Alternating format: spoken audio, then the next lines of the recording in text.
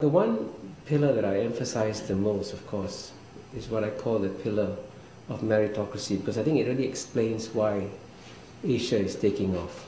Now, what do I mean by meritocracy? Now, to explain meritocracy, I use the example of Brazil. And I ask the question, why is Brazil a soccer superpower, right? Winning World Cup so consistently, and in economic terms only a middle power? And the simple answer is that when it comes to looking for soccer talent, Brazil goes everywhere. It goes to the upper class, middle class, lower class, and they go into the slums. And if they find a boy who can kick a ball well, they say, come and play for Brazil.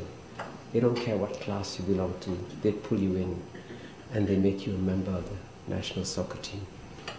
But when it comes to looking for talent in the economic sector, they go to the upper class, the middle class, and maybe some in the lower classes, but they don't go into the slums. So the pool of talent from which they're looking to compete economically is much smaller. Now, the really big news in Asia is that Asia always had these hundreds of millions of brains which were essentially not used. And now these brains which were not used are coming on into the mainstream. And you can imagine the impact you have on the societies when all kinds of new brains come and are used in a brilliant fashion. The example I tell in my book is of a man who was born in the untouchable caste in India. You know, I'm ethnically Indian, some of you would know. And in India traditionally, for centuries, birth was destiny. If you were born in the untouchable caste, you lived your life in the untouchable caste, and you died in the untouchable caste. But this young boy went to school, and when he walked in a classroom, he couldn't sit with the other school children because he was untouchable. He couldn't eat with the other school children because he's untouchable. But he persevered, went on, studied, did well, got scholarships, came to Columbia University, got a PhD, and today he's the chief economist of the Reserve Bank of India.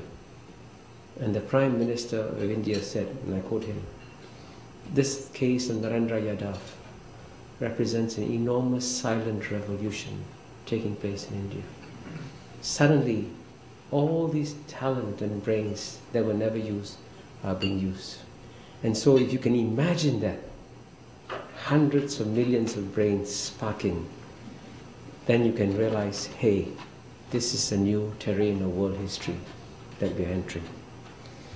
And the really good news, and I emphasize this especially when I speak to a Western audience, this sort of what I describe as a march to modernity that really began initially with Japan, went from Japan to the Four Tigers, Korea, Taiwan, Hong Kong, Singapore, went to Southeast Asia, from Southeast Asia it went to China, and after China, India also is now, the march to modernity has gone into India.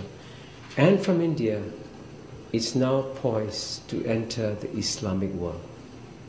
And believe me, the single biggest reason why the West should cheer the rise of Asia, should cheer the return of China and India, is because this is now the new model for the young Islamic minds.